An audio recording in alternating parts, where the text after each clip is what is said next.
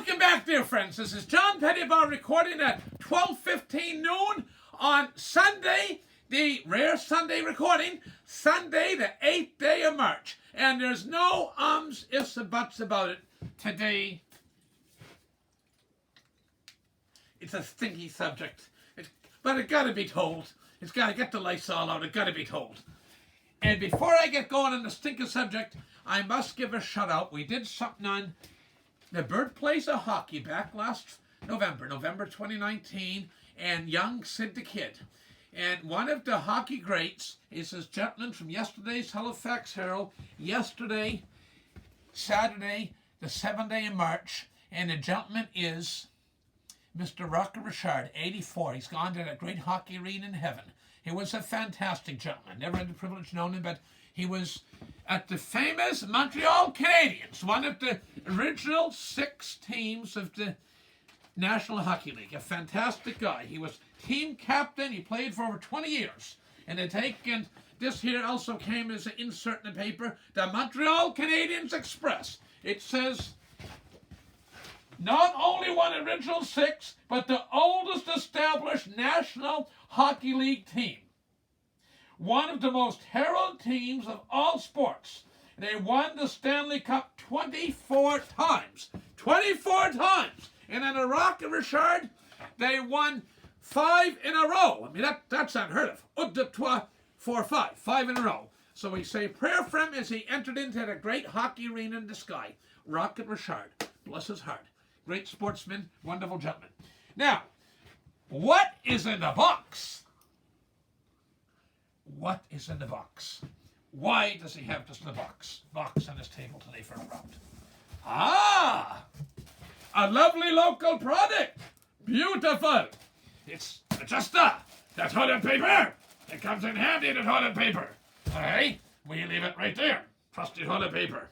And it gets, the reason I put it in a box, I was reading in the paper this week that with this coronavirus, people are running to get hand sanitizers. They just wash their hands, sing, happy birthday to me, happy birthday to me. Sing it 20 seconds, you're clean. Masks, that's silly. Wash your hands. Anyway, in Australia, they're rationing toilet paper. You're only allowed to get 4 packages of toilet paper at a time, and I did not want anybody to be tempted to walk off with my toilet paper, so I had to keep it in this trusty box. So it's the toilet paper. Today we're going to focus on outhouses in East. And I look here, this is a beautiful verse. To all who have found the outhouses East, places of refuge, utility, and meditative serenity. This book is dedicated with the hope it may rekindle those warm interest in an area that has too long remained but little more than a frozen asset in the history of Atlantic heritage. Outhouses in East. Well, boy, oh boy, there's a lot of stuff to be said in outhouses East. There's an odor about what we're doing today. There's no avoiding it, my friends. None whatsoever. Talking of toilet paper, I remember there was a gentleman, that famous Cape Breton politician, that wrote a letter to editor on toilet paper. And at the end of the letter, he said, please rub vigorously. And my mother said, that letter wasn't in good taste. But it was typed, must have a good typist, careful. She typed a letter protesting something on toilet paper. Okay, they take in in this here book, there's all kinds of outhouses. There's the original outhouse, the one-seater. There's the one. As the family grows, there's the famous, the expanded, the 2-seater, great for the growing family. And there is here, I never knew there was such a thing. Must be for people wanting something a little bit better than neighbors. And I quote, a shining example of maritime craftsmanship with the fine detail and carefully journeyed and solid appearance, a marriage of native materials and native skills built for legendary permanence without mechanical coldness and ever Canadian, was a brick. The brick outhouse. I never knew there was such a thing.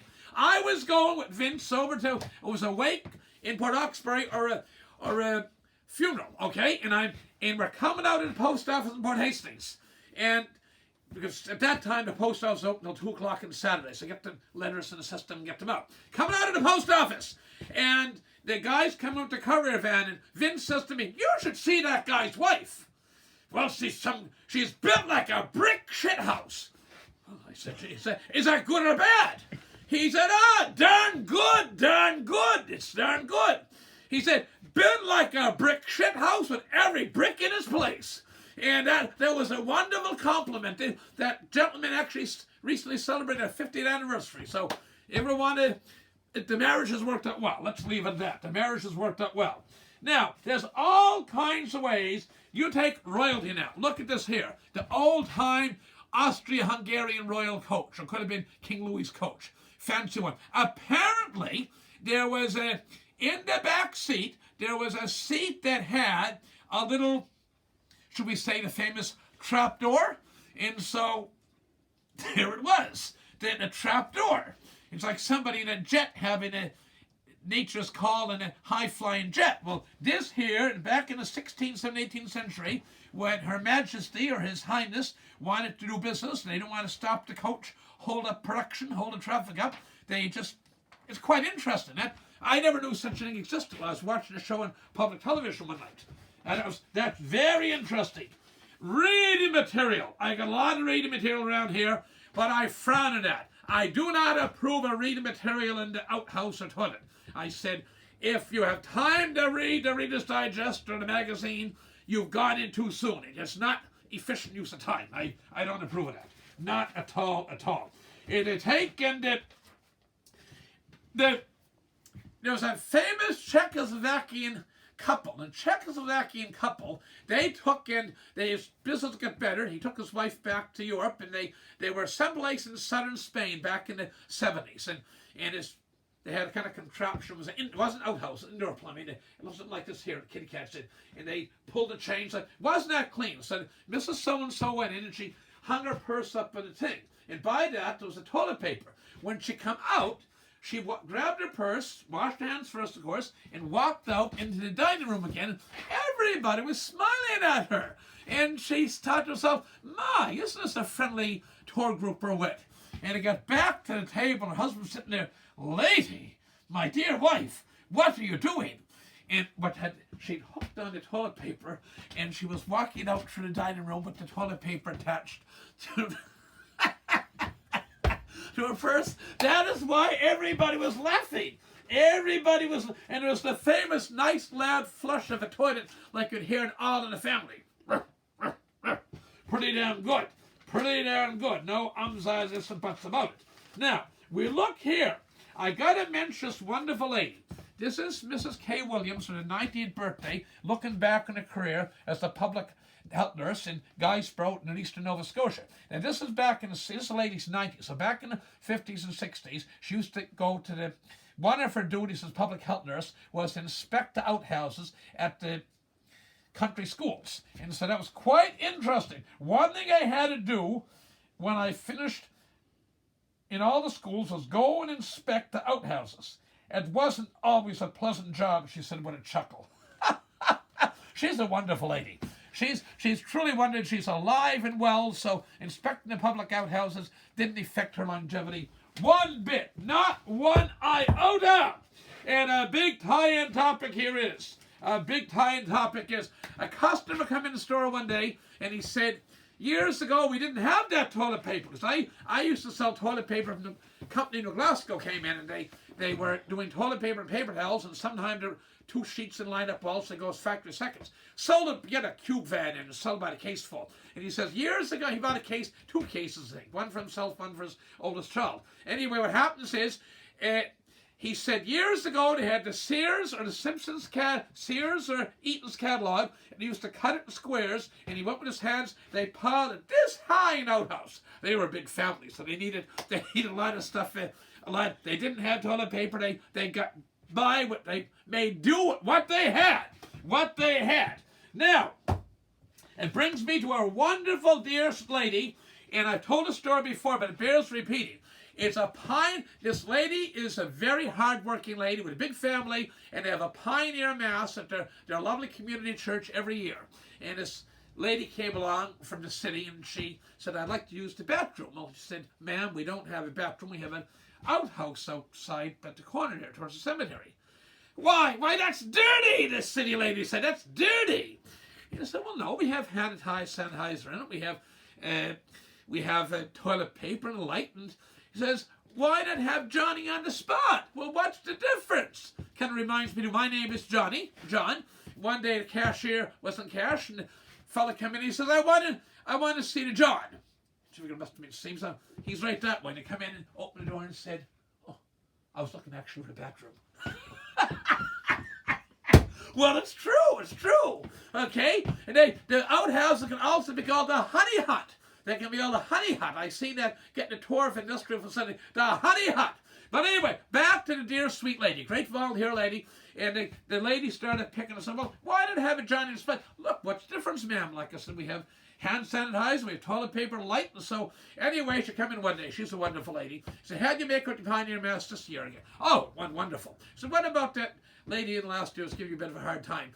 She said, I was ready for this year. I got a piece of the kids' construction paper, Bristol board, and she made it a sign. She said in the sign, she had a nice sign made, and it said, welcome to our Pioneer Church, Pioneer Mass, and our Pioneer Outhouse. I thought that was good. But there's a lot of fond memories. There's a lot of fond memories of those old-time outhouses. And I've been asking people, I'm on the phone a lot what I do, and I said, have you ever used an outhouse? And I think only once did somebody say they'd never been outhouse. I've been at Grandma's cottage, I've been at Granddad's place, we had them when we went to camp, we grew up with an outhouse before we get to our plumbing. So that's, anyway, fond memories of those old-time country outhouses. So it doesn't matter if you're the wonderful public health nurse.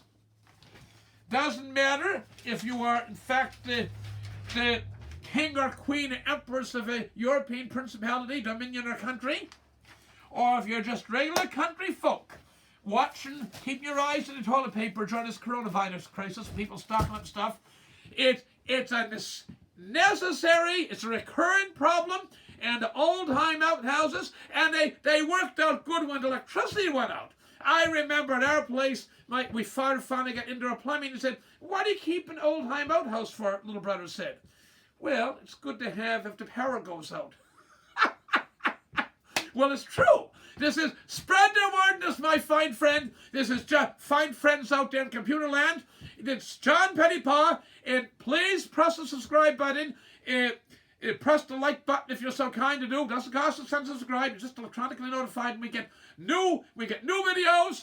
Until next time, this is John Pettipas wishing all of you all the best and God bless. Thank you.